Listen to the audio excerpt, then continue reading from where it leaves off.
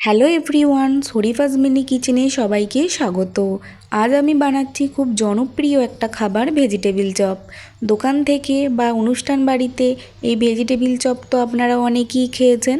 আজ আমি দেখাবো কিভাবে খুব সহজ পদ্ধতিতেই বাড়িতে এই ভেজিটেবিল চপ বানাতে পারবেন। আর আমি গ্যারেন্টি দিচ্ছি এই চপের স্বাদ একটু হলেও দোকানের থেকে বেশি হবে। চলুন রেসিপিটা শুরু করা যাক। প্রথমে বানাচ্ছি একটা স্পেশাল ভাজা মশলা, যার জন্য নিয়েছি 1 চামচ গোটা ধনে, 1 চামচ গোটা জিরে, হাফ চামচ কালো গোলমরিচ, 2 টুকরো দারুচিনি আর 6টা মতো সবুজ এলাচ। এবার এর মধ্যে দিয়ে দেবো অল্প পরিমাণে লবণ।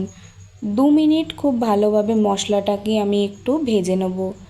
ভাজা হয়ে গেলে গ্যাস অফ করে মশলাটাকে ঠান্ডা করে নিয়ে মিক্সারে খুব ভালোভাবে এটা একটা পাউডার বানিয়ে নেব। এদিকে প্যান বসিয়ে দিয়ে দেবো পরিমাণ মতো সর্ষের তেল। এর মধ্যে দিয়ে দেবো 1 চামচ মতো পাঁচফোড়নটা একটু ভেজে নিয়ে দিয়ে দেবো আদা কাঁচা লঙ্কা বাটা 1 চামচ মতো।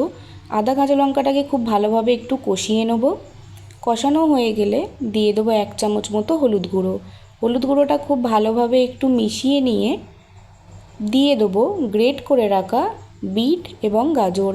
আমি এখানে একটা বড় সাইজের বিট আর 2টো মাঝারি সাইজের গাজরকে গ্রেট করে দিয়েছি। আপনারা চাইলে ছুরির সাহায্যে খুব পাতলা পাতলা করে কেটেও দিতে পারেন। হাই ফ্লেমে বিট এবং গাজরটাকে খুব ভালোভাবে আমি একটু সময় নিয়ে মিশিয়ে নেব।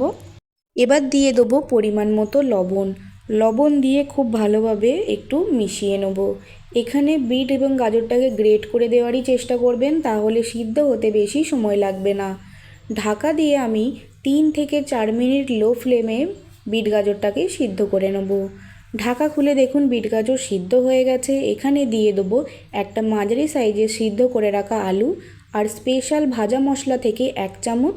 আর এখানে দিচ্ছি অল্প পরিমাণে গুঁড়ো চিনি দিলে মেশাতে খুব সুবিধা হয়। আপনারা চিনিটা গুঁড়ো করে দেওয়ারই চেষ্টা করবেন। খুব ভালোভাবে আমি এবার এই পুরটাকে রেডি করে নেব। পুরটা যখন রেডি হয়ে যাবে দেখবেন অটোমেটিক্যালি প্যান ছেড়ে আসছে। লাস্টে দিয়ে দেবো ভেজে রাখা বাদাম আর দিয়ে দেবো অল্প পরিমাণে ব্রেড ক্রাম। খুব ভালোভাবে এবার এটাকে মিশিয়ে নেব। এখানে অল্প একটু ব্রেড ক্রাম দিলে বাইন্ডিংয়ে অনেকটা সুবিধা হয়। আমার এদিকে পুরটা একদম রেডি হয়ে গেছে। আমি এটাকে একটা তুলে পাত্রের মধ্যে রাখছি যাতে তাড়াতাড়ি ঠান্ডা হয়ে যায়। যতক্ষণ এদিকে পুরটা ঠান্ডা হচ্ছে ততক্ষণ ওদিকে একটু প্রিপারেশান করে নেব। এদিকে একটা পাত্রের মধ্যে নিয়ে নেব 2 চামচ ময়দা, যার মধ্যে অল্প পরিমাণে পানি দিয়ে আমি এটাকে একটা ঘোল বানিয়ে নেব। খুব ভালোভাবে এটাকে আমি মিশিয়ে নেব যাতে ভিতরে কোনো দলা না থাকে। আমাদের এটা রেডি। ওদিকে ভেজিটেবিলের পুরটাও একদম ঠান্ডা হয়ে গেছে। হাতের মধ্যে কিছুটা পরিমাণ পুর নিয়ে আমি ভেজিটেবিলের শেপ দিয়ে নেব। আপনারা চাইলে অন্য শেপেরও বানাতে পারেন। তারপরে এটাকে একটু শুকনো ময়দার মধ্যে গড়িয়ে নেব। এরপরে যে আমরা ঘোলটা বানিয়েছিলাম ময়দা আর পানির, তার মধ্যে এটাকে একটু ভালোভাবে কোট করে নেব। এই স্টেপগুলো অবশ্যই ফলো করতে হবে, তবেই আপনাদের ভেজিটেবল একদম পারফেক্ট দোকানের মতো হবে। তারপরে আমি এটাকে ব্রেড ক্রামে কোট করে নেব। খুব ভালোভাবে আমরা এটা ব্রেড ক্রামে কোট করে নিয়েছি। আপনারা চাইলে এটাকে ডবল কোটও করতে পারেন। একে একে আমি ভেজিটেবল চপগুলোকে রেডি করে প্লেটের মধ্যে সাজিয়ে নিচ্ছি। আমার এদিকে সবকটা চপ রেডি হয়ে গেছে। এদিকে কড়াইয়ের মধ্যে পরিমাণ মতো তেল দিয়ে মিডিয়াম হিটে গরম করে দিয়ে দেবো ভেজিটেবল চপগুলো। আপনারা এখানে তেলের টেম্পারেচারটা মিডিয়াম হট রাখবেন।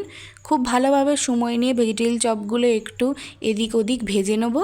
লাল লাল করে ভেজিটেবল চপগুলোকে আমরা ভেজে তুলে নেব। আর একটা প্লেটের মধ্যে আমি একটা টিস্যু বিছিয়ে রেখেছি যাতে চপের এক্সট্রা তেলটা ওর মধ্যে শুষে নেয়। এভাবে আমি 2 ব্যাচে ভেজিটেবল চপগুলোকে ভেজে নিয়েছি। আপনারা অবশ্যই এই রেসিপিটা দেখে একবার বাড়িতে ট্রাই করবেন। দেখবেন আপনাদের খেতে একদম দোকানের মতোই লাগবে। আমি কিছুটা পরিমাণ স্যালাড আর টমেটো কেচাপ আর কিছুটা পরিমাণ কাসুন্দি দিয়ে আমি এটাকে সার্ভ করছি। আপনারা অবশ্যই এই রেসিপিটা একবার বাড়িতে ট্রাই করবেন। যদি রেসিপিটা আপনাদের ভালো লেগে থাকে তাহলে অবশ্যই আমার চ্যানেলটাকে সাবস্ক্রাইব করে দেবেন, লাইক করবেন এবং কমেন্ট করে জানাবেন আপনাদের রেসিপিটা কেমন লাগলো।